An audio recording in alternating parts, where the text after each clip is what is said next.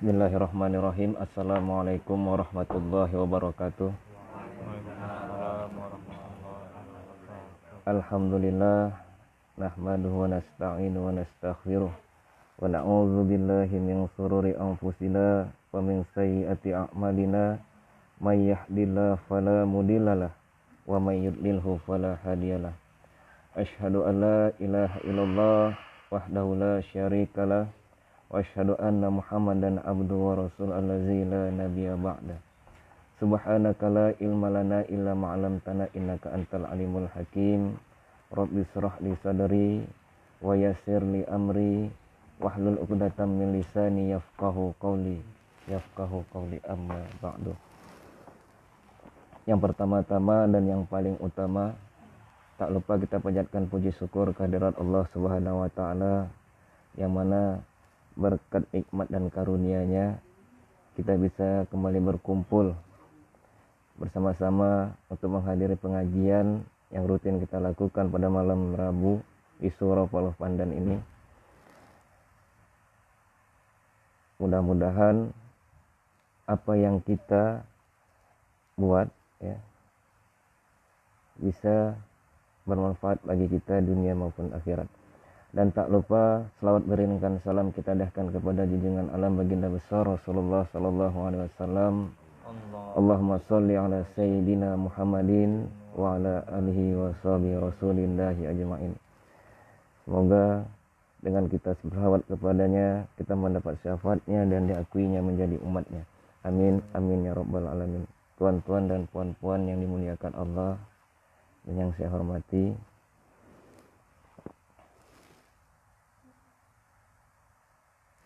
pada malam ini seperti biasa ya,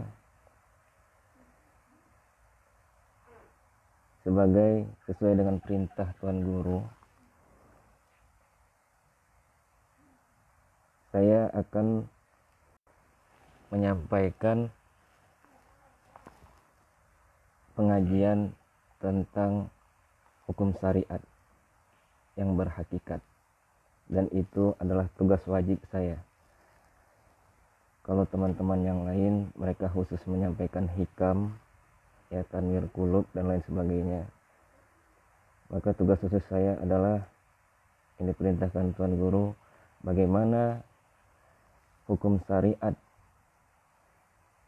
yang telah disampaikan oleh baginda Rasulullah Sallallahu Alaihi Wasallam yang telah sama-sama kita ketahui dan kita perbuat, namun kita bisa mendapat hakikat dalam melakukannya. Jadi zahirnya kita buat, hakikat rasanya kita dapat. Jadi sempurna dia zahir dan batinnya. Barulah dikatakan kita sebagai orang yang bersyariat sekaligus berhakikat. Jadi tuan-tuan dan puan-puan, sebagaimana kita ketahui, setiap ulama ya umumnya secara menyeluruh di dunia ini ada 4 mazhab. Ada dia mazhab Syafi'i, mazhab Imam Hanafi, Maliki ya, Hanafi. Semuanya itu mereka menyampaikan, menjelaskan, menuturkan tentang khusus syariat Islam. Baik itu tentang bersuci, tentang tata cara syahadat ya, tentang sholat, puasa, zakat maupun haji dan lain sebagainya. Jadi kalaulah kita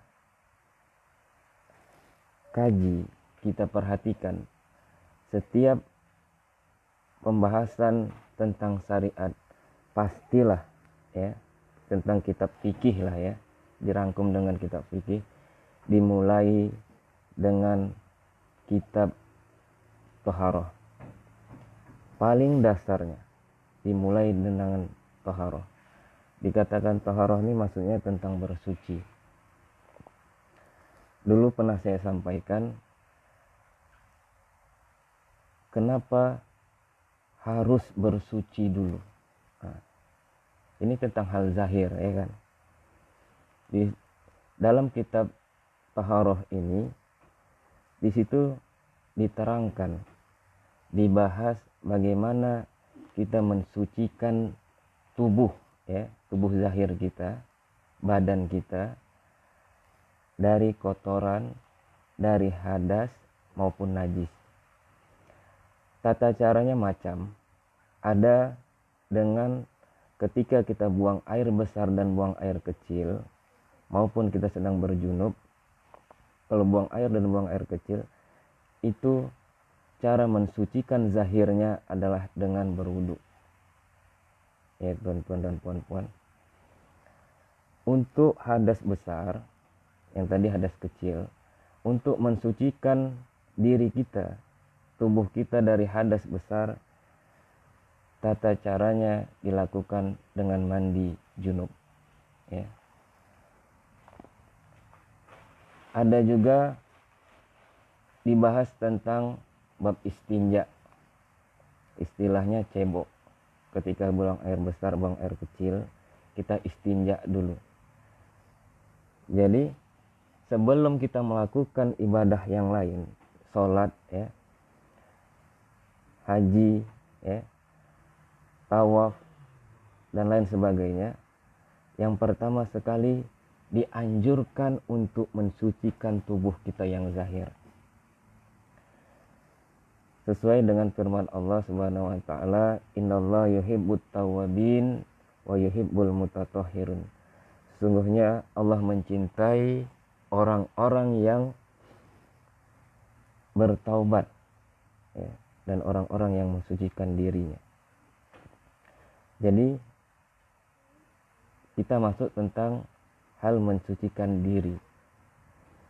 Kalaulah tentang mensucikan diri yang zahir, dari kecil, dari kanak-kanak sampai sekarang, itu sudahlah kita lakukan, tuan-tuan dan puan-puan. Baik itu tentang perihal berwuduknya, tata caranya, rukun, sunat, baik yang membatalkannya, syaratnya, semua sudah kita pelajari. Ya. Jadi kata Tuan Guru, segala sesuatu tuh ada alat mensucinya. Kalaulah tubuh yang zahir kita nih kotor, tubuh zahir kita nih kena najis, ya, maka untuk mensucikannya adalah dengan air yang suci lagi mensucikan, air yang mutlak. Dan kita tahu air tuh ada 7 macam. Ada air sumur, ada air danau, sungai, mata air, embun, ya, air salju, laut, dan lain sebagainya. Namun pertanyaannya, apakah dengan mensucikan zahir, ya, dari dulu sampai sekarang tuh, apakah kita sudah benar-benar suci? Karena untuk kita yang berjalan untuk mengenal Allah yang Maha Suci, kita kan di sini mengaji dengan mengambil amalan, ya, hakikat. Tujuannya kan cuma satu, tuan-tuan dan puan-puan, mensucikan diri awak yang zahir maupun yang batin, dengan tujuan, dengan niat untuk, ya, agar bisa kenal sampai mengenal Allah yang Maha Suci. Karena syarat untuk kenal kepada Allah tuh syaratnya hanya satu, harus suci. Karena Allah tuh Maha Suci. Makanya kita yang berjalan kepada Dia, hari-hari yang kita lakukan untuk mensucikan hati. Kalau zahirnya sudahlah, bisa dengan mandi, bisa dengan berwuduk dan macam lainnya. Istilahnya sesuatu yang lumrah, yang biasa kita lakukan. Namun yang paling sulit ternyata untuk mensucikan diri yang sebenar diri, diri batin awaknya, ini yang paling sulit, tuan-tuan. Karena ketika kita mensucikan diri, di situ juga tanpa kita sadari lebih dominan kita mengotorinya daripada kita mensucikannya. Kalaulah untuk mensucikan diri tadi dengan air yang suci, maka untuk mensucikan diri yang batini, kata Tuan Guru apa? Hanya dengan zikrullah, dengan ingat Allah. Jadi kenapa kata Tuan Guru besar itu ingat Allah itu perlu, ingat Allah itu fardu, wajib.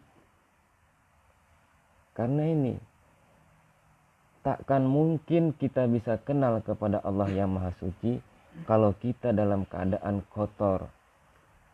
Kotor hati, kotor pikiran dan perasaan. Niat kita tidak kepada Allah. Dan kita tahu Allah itu Maha Suci. Namun penyakit kotoran di dalam diri awak, dalam hati awak itu terus awak pendam, terus awak piara tanpa ada usaha kita untuk mensucikannya. Memang pada hakikatnya Allah itu jugalah yang bisa mensucikan diri kita. Jadi untuk kepada Allah nih tuan-tuan dan puan-puan, memang tidak ada satu pun kuasa kita untuk bisa sampai kepada Allah. Tak ada kuasa dan kemampuan kita ya untuk bisa mensucikan diri kita. Karena itu adalah urusan Allah. Cuman Allah kasih modal bagi kita. Setiap hambanya Allah kasih modal. Modalnya apa? Niat di dalam hatinya. Karena Allah pun mengatakan Allah tidak memandang perbuatanmu, apa yang kita lakukan, melainkan Allah memandang apa yang ada di dalam hati kita ketika melakukannya. Bisa jadi sedikit yang kita lakukan, namun dengan hati yang penuh keikhlasan, ya, kita melakukannya dengan tulus semata-mata karena Dia. Bisa jadi itu yang lebih bernilai di hadapannya. Daripada banyak yang kita lakukan, ternyata di dalam wujud diri dan keakuan kekotoran kita melakukannya, ternyata tidak dipandang Allah. Jadi modal kita kepada Allah sama Tuan. Baik Tuan Nawan sebagai ibaratnya keturunan Tuan Guru muda, Tuan Guru besar, ya, ataupun dia orang yang mu'alaf sekalipun, ya, dia orang biasa, orang miskin, orang lemah, mau dia orang kaya, ya, modalnya tetap satu, niat. Makanya Tuan Guru sering mengingatkan kepada kita harus senantiasa kita memperbaharui niat kita. Maka tolak ukurnya kita lihat sampai saat ini, semana yang udah sampai mana kita ya sudah diperjalankan Allah kepada dirinya, ya. Bukan kita lihat, kita berjalan, ya. Sampai mana kita sudah diperjalankan Allah untuk kepada dirinya. Kalau memang rasa kita masih jauh, masih kurang, ya, berarti memang ada yang nyalah dengan niat kita Tuan. Memang awalnya, dulu pertama sekali memang mungkin ketika kita kemari berjumpa dengan Tuan Guru besarkah, Tuan Guru muda ataupun Tuan Guru If, niat kita memang betul kepada Allah.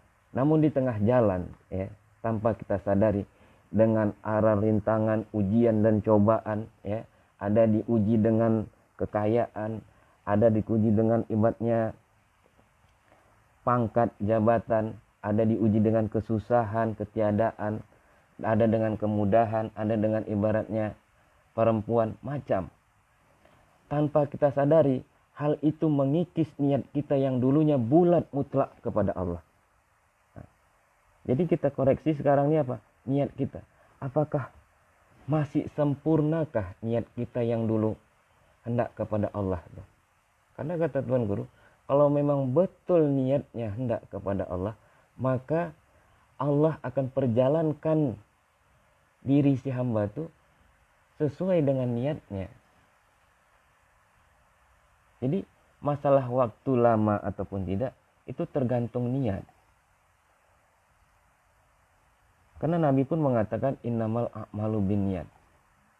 Segala sesuatu itu sesuai dengan niatnya. Wa innamal likulli imrin ma nawa, dan ia akan dapati sesuai dengan apa diniatinya. Kalau niatnya menuntut ilmu Allah namun tidak untuk mendapatkan Allah tuh, mengenal Allah tuh, maka apakah niatnya untuk kemudahan, untuk kesaktian, ya, maka hanya sebatas itu yang kita dapat. Jadi kenapa kita bertahun-tahun mengaji,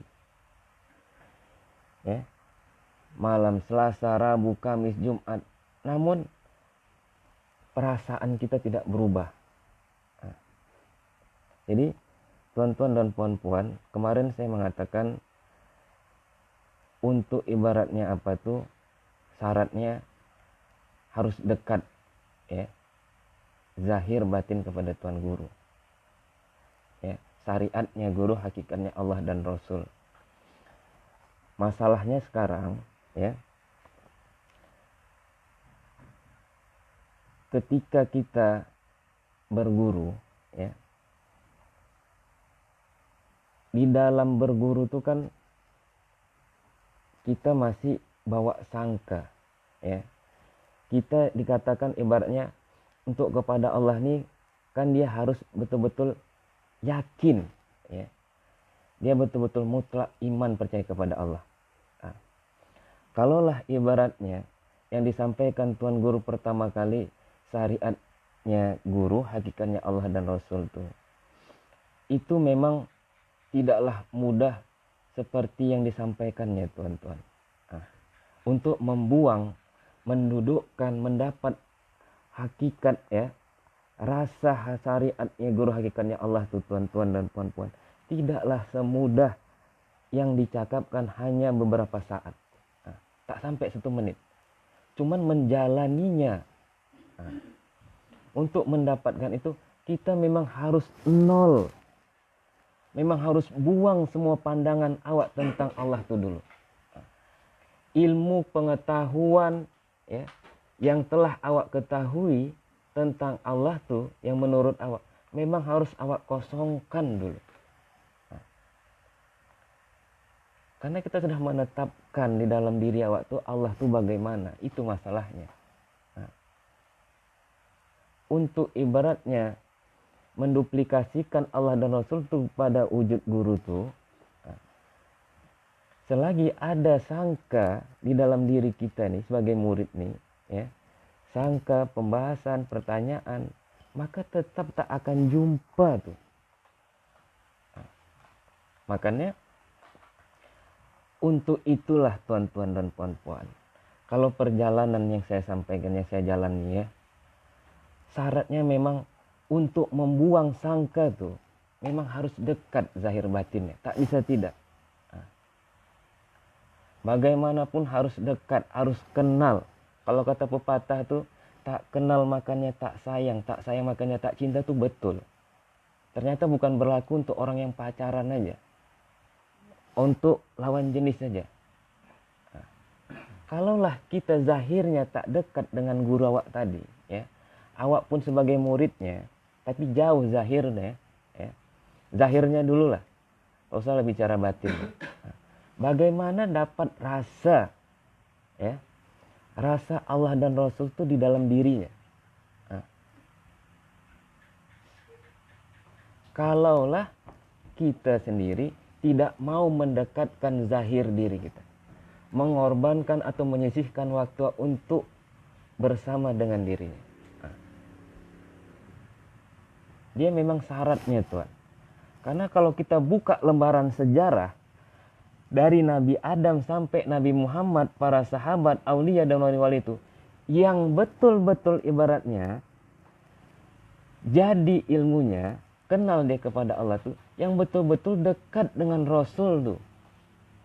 Sahabat Abu Bakar, Umar, Utsman, Ali, kenapa mereka lebih utama bagi Rasulullah tuh? Karena memang betul-betul mereka yang dekat zahir batinnya kepada Nabi. Begitu juga dengan ibaratnya para aulia, wali-wali Allah tuh yang berguru, ya. Dia memang betul-betul kenal siapa gurunya. Walaupun awalnya dia tidak tahu siapa gurunya. Nah, disitulah nanti ketika perkenalan, kedekatan, terjadi kedekatan kita dengan guru tuh zahirnya. Di situ rupanya Tuhan. Kenapa Tuan Guru nih dari Tuan Guru besar sampai Tuan Guru muda, Tuan Guru kita, Tuan Guru sekarang nih mengatakan ingat guru aja. Nah, ketika kita mendengar kata ingat guru aja, kan kita lihat ada tidak timbul sangka, pertanyaan,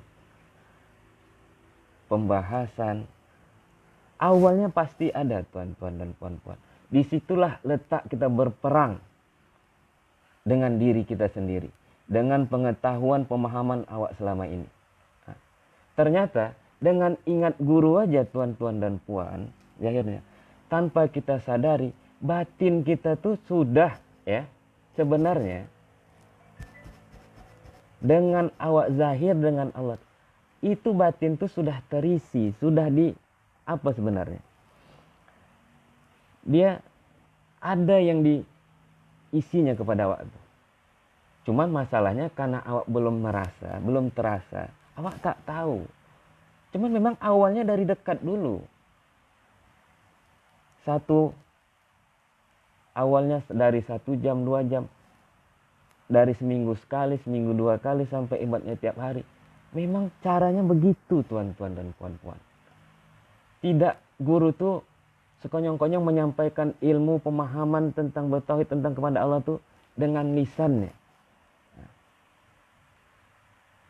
makanya tidak bisa kita pisahkan Allah dan Rasul tuh dengan tempatnya kata Tuan Guru. Kalau kata Tuan Guru kemarin kita mau beli semen katanya. Semen tuh paku tuh adanya di Panglong. Nah, tempatnya di Panglong. Lalu kita cari semen dan batu ataupun paku tuh di kedai sampah, kelontong. Maka apa namanya? Nyasar. Memang harus zahir batin. Zahirnya dulu lah kalau kita tak dapat batin guru tuh. Untuk mendapatkan batin guru tuh memang harus jalannya zahirnya dulu. Disitulah kita tahu bisa membedakan bahwasanya guru tuh ya, guru yang mursyid tuh ya. Disitulah dia beda, dia menunjukkan sifat Allah tuh yang laisa tuh. Disitulah kita nampak sifat Allah yang 20 tuh. Mengenal sifat Allah tuh melalui dia. Begitu juga para sahabat dahulu untuk mengenal Allah dan Rasul tuh melalui Nabi Muhammad tuh. Dialah penzahiran Allah dan Rasul tuh. Jadi sifat Allah yang wujud, yang kidam, wujud ada apa? Allah tuh jelas ada pada diri makhluk, ya. Dan itu kita tahu. Usahakan dalam diri manusia, binatang dan hewan, jin sekalipun, zat Allah tuh ada. Lalu kidam, sedia. Jelas Allah tuh telah sedia di dalam diri. Ingatannya kepada Allah, rasa dia kepada Allah sudah kidam. Beda dengan kita yang masih cucuk cabut, hilang timbul. Kalau ingatan guru tuh, mau dia main HP, mau dia nonton TV, mau dia berjalan, mau dia tidur, ingatannya sudah kidam. Sudah sedia. Tanpa dibuat-buat, tanpa dia, memang sudah, itulah proses dia, sudah penyempurnaannya. Di situ juga kita tahu Allah yang kekal. Kekal ingatannya. Rasanya kepada Allah Tuhannya. Beda dengan kita. Kita ingat-ingat, nanti lupa, lalai lagi, ingat lagi. Kan tidak kekal ingatan kita kepada Allah. Di situ kita bisa lihat sifat mukhalafatul hawadisnya Allah Ta'ala. Allah itu tidak serupa dengan baharu. Sifat yang baharu itu pas dia menguntungkan dirinya. Mendahulukan diri dan keluarganya. Kita lihat Tuan Guru. Ya, guru kita yang mursyid itu. Dia lebih mengutamakan orang lain daripada dirinya. Dikorbankannya dirinya. Begitu juga Nabi Muhammad. Dikorbankannya dirinya. Perasaannya, hartanya untuk umatnya. Jadi kan untuk mengenal sifat Allah tuh, ya, untuk mengenal Allah. Kalau katanya tauhid yang 4, tauhid asma, mengesahkan Allah dengan namanya. Tauhidul af'al, mengesahkan Allah perbuatannya. Tauhidul sifat, mengesahkan Allah dengan sifatnya. Tauhidul zat, mengesahkan Allah dengan zatnya. Jadi sifat Allah itu sebenarnya hari-hari ditunjukkan oleh Tuan Guru. Itulah guru tauhid. Beda dengan guru syara. Zahirnya, cuman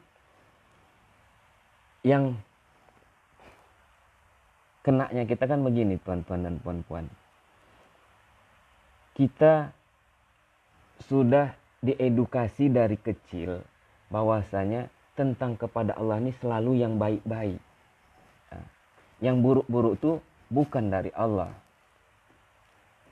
Kalau itu syaratnya iya. Kalau untuk syariat, kita diwajibkan mengerjakan hal amalan soleh, amalan baik, dan meninggalkan amar ma'ruf. Ya, mengerjakan amar ma'ruf, meninggalkan nahi mungkar, ya kan? Mengerjakan yang baik-baik, meninggalkan yang buruk. Tapi untuk bertauhid kepada Allah tuh, baik buruk itu memang terjadi datangnya dari Allah. Ketika guru melakukan hal yang baik, timbullah penilaian sangka baik. Tetap dalam sangka ya Tuhan. Nah, ini kita bilang sangka. Ketika guru melakukan sesuatu yang menyalahi adat, kebiasaan ataupun hukum syariat, maka timbul penilaian sangka buruk. Kita udah buat ukuran sendiri tentang kepada Allah. Kalau baik dia datang dari Allah, kalau buruk bukan dari Allah. Sedangkan kata Tuan Guru Besar, baik buruk tetap datangnya dari Allah. Karena kata Tuan Guru Besar yang sering disampaikan kepada kita melalui Tuan Guru, kalau enggak bertauhid, enggak bertuhan, hayati betul. Simak betul-betul perjalanan kisah Nabi Musa dengan Nabi Khidir. Sama sekali tidak ada yang masuk akal dibuat Nabi Khidir. Dan itu tetap disangka oleh Nabi Musa. Jadi kenapa Tuan Guru mengasih wanti-wanti seperti itu kepada apa? Memang saking beratnya lah untuk membuang sangka kita kepada guru. Jadi bagaimana awak tak mau buang sangka kalau jauh? Kalau tak kenal dia itu siapa? Kalaupun awak dah kenal dengan orang tuh ya, awak kenal dengan anak awak, tiba-tiba dapat berita dari awak, oh anakmu sekolah begini-gini, buat ini, buat ini. Karena awak tahu, ya, awak tak akan risau, awak tak akan terpengaruh dengan apa yang terjadi zahirnya. Awak tak akan mengambil penilaian zahir. Karena awak udah ada suatu rasa tentang anak awak itu tadi. Itu satu tuan-tuan dan puan-puan. Udah itu, untuk kepada Allah dan Rasul itu, dia memang harus kepada guru. Ya. Untuk mencintai Allah dan Rasul itu, zahirnya tempatnya kepada guru. Jadi gini tuan-tuan dan puan-puan. Saya dapat tamsil, mengapa kita bisa mencintai sesuatu. Kita menyenangi sesuatu. Kita asik dengan sesuatu. Adakah asik dengan pekerjaannya, dengan anak istrinya, keluarganya, dengan ibaratnya hal, ya, ada yang main game macam, ya. Saya dapat itu. Ketika kita asik dengan sesuatu itu, pikiran kita tentang hal luar nih, selain yang kita asiki tadi, secara tidak langsung ataupun tanpa kita sengaja, itu tenapi dengan sendirinya. Dan kita terisbat, ya. Napi isbat tuh, itu terjadi ketika kita asik dengan melakukan sesuatu tuh. Jadi kata Tuan Guru sama saya, kenapa kita masih ngantuk, masih ibaratnya sur dengan sesuatu tuh? Karena kita memang tuntutan kita masih itu. Jadi masalahnya begini, kenapa pertanyaannya, kenapa kita bisa seasik itu dengan hal itu? Kita bisa secinta itu dengan yang kita cintai itu? Apa yang membuat kita tertarik, mencuri perhatian kita sehingga kita bisa sampai kita lupa waktu, lupa keadaan. Dan itu kenapa tidak kita transisikan, ya, kita alihkan untuk kepada Allah. Kadang saya timbul pertanyaan saya, kenapa orang saya ini asik misalnya dalam misalnya kita main game ataupun kita melakukan pekerjaan tuh, ya, apa pekerjaan kita suka, kita asik, kenapa tang kepada Allah ini nggak, di mana celahnya, di mana apanya? Sedangkan untuk kepada Allah nih takkan mungkin dia dapat sesuatu tuh kepada Allah tuh kalau dia tidak asik. Masalahnya mengalihkan itu yang berat. Kenapa kita bisa ketika kita pacaran, ya, kata Tuan Guru Muda, ingat kali, awak bisa hujan badai awak tempuh untuk pacar awak tuh. Tak peduli ibaratnya gelap, hantu belau, nyamuk sekalipun, awak tak terasa. Dan kepada Allah yang zahir dan kepada guru ini, kenapa tak bisa? Kenapa ibaratnya itu yang tidak kita pertanyakan di dalam diri kita? Kenapa ibaratnya awak kepada hal itu masih bisa? Kalau misalnya orang tua kepada anak tuh, dia tak bisa melihat anaknya apa menderita. Walaupun anaknya itu ibaratnya menyakiti perasaannya, dia tak tega. Dia tetap sayang. Ini masalahnya kepada Allahnya, tuan-tuan dan puannya. Syariatnya guru. Untuk kepada Allah itu kan ada tempatnya, ada wujud awak melakukan pengabdian awak itu ada. Nah, jadi kenapa kepada Allah dan Rasul itu berat? Karena memang begitulah Tuhan ya. Kalau saya dapat yang saya apa ya? Kalau Allah hendak kepada hamba tuh, dia mudah aja Tuhan sebenarnya. Kasihnya petunjuk, tak perlu ibaratnya ada perantara, ada nabi dan rasul, ada ibaratnya wali aulia. Allah campakkan aja hidayah ke dalam hatinya, berjalan dengan sendirinya. Cuman kenapa harus ada proses, ada sebab, ada tempat dijadikan Allah? Karena Allah apa? Allah ingin menunjukkan dirinya itu memang mahal, berharganya dianya itu. Memang harus dengan perjuangan. Karena kalaulah kita dapat sesuatu itu tuan-tuan dan puan-puan dengan cuma-cuma, ya, tanpa ibaratnya pengorbanan perjuangan, maka yang kita dapat itu tak ada nilainya, tak berharga deh. Jadi memang harus betul-betul ada yang awak korbankan, awak gadaikan untuk kepada dia tuh, untuk mengapa? Yang kata Tuan Guru itu apa? Tuan Guru besar, Allah tuh mahal. Ini yang pertanyaan. Kadang saya menangis di dalam diri saya itu ya, ketika guru menceritakan perjalanan dia berguru kepada Tuan Guru besar tuh. Nah, yang kalau kita intip, kalau bandingkan dengan dia, aduh, ibaratnya si biji zarah tai apapun tak ada. Nah, bandingannya. Nah, sampai ibaratnya letih dia, sakit dia, bisa hilang dengan melayani guru tuh. Nah, anak istrinya memang hilang di saat itu, memang tergadaikan kepada guru tuh. Jadi, wah, jauh memang. Jadi, kalau saya ingat, itu apa? Memang niat fokusnya, memang tujuannya itu.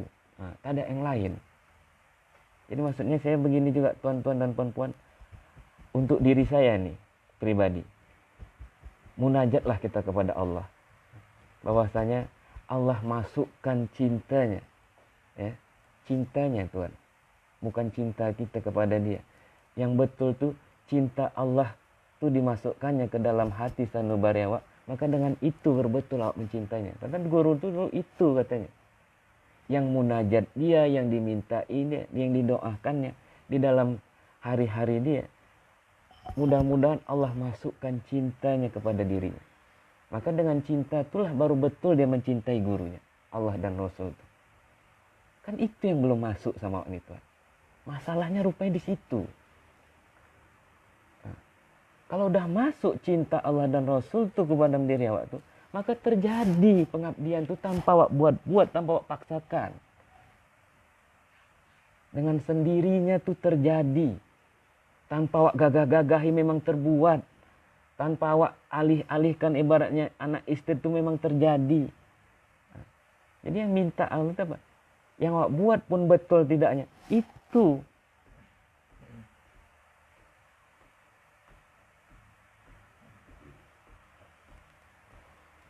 Entahlah tuan-tuan ya. Untuk malam ini memang saya dari tadi tak apa saya menyampaikan apa. Nah, rupanya ini yang tidak keluar memang. Memang belakangan ini Tuan Guru, kalau yang sering dekat lah ya, Tuan Nawan, Tuan Acun, Husin ataupun yang lain, itu yang sering disampaikan ya. Perjalanan dia, belakangan ini dia sambil cerita perjalanan dia dulu berguru kepada Tuan Guru Besar tuh. Sampai dapatlah pengakuan dari Tuan Guru Besar nih bahwasanya dia itu memang kesayangannya. Nah, karena memang didedikasikannya dirinya itu jadi hamba sahaya untuk Tuan Guru Besar nih. Sampai dapat pengakuan guru tuh bahwasanya Uak Tuhan Uak ya. Uak tuh Tuhan saat ini Uak. Bertuhan dulu Tuhan sama Uak. Nah, sampai betul bertuhan kepada Uak itu barulah betul kepada Allah tuh. Gimana ya? Awak kan belum dapat tuh ya pengakuan seperti itu ya. Dan itu tak bisa kalau memang tidak awak nyatakan syariatnya. Gimana ya?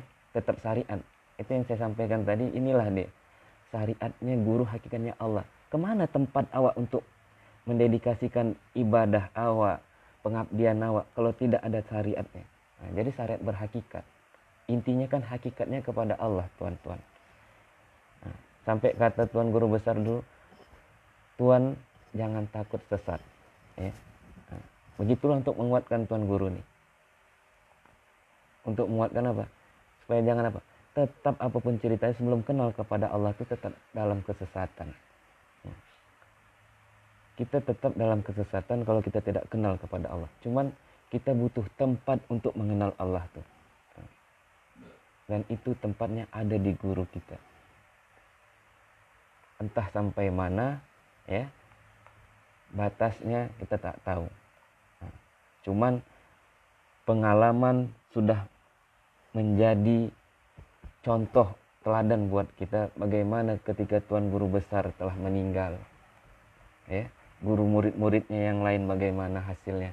Bagaimana Tuan Guru muda murid ketika dia meninggal, murid yang ditinggalkannya bagaimana hasilnya. Dan kita mudah-mudahan janganlah terjadi ya. Seperti yang lalu-lalu timbul penyesalan ya. Kalau sudah penyesalan, dah tak ada baru nyesal, tak ada gunanya. Ya. Nah, jadi ini semua sebenarnya sob terapi untuk kita semua, tuan-tuan dan puan-puan. Untuk sisa waktu yang diberikan Allah, ya, kesempatan yang ada kita pergunakan dengan sebaik-baik mungkin. Kalau dulu kesibukan kita, keasikan kita dengan hal luar, nah, maka cobalah kita mentransisikannya, mengalihkannya untuk asik kepada Allah dan Rasul itu. Nah, rupanya ketika kita mengasikkan ingat kepada guru itu aja, ingat ternyata rasa tuh udah ada tuan. Nah, rupanya zahirnya awak ingat dia, batin awak tuh tetap terisi rupanya.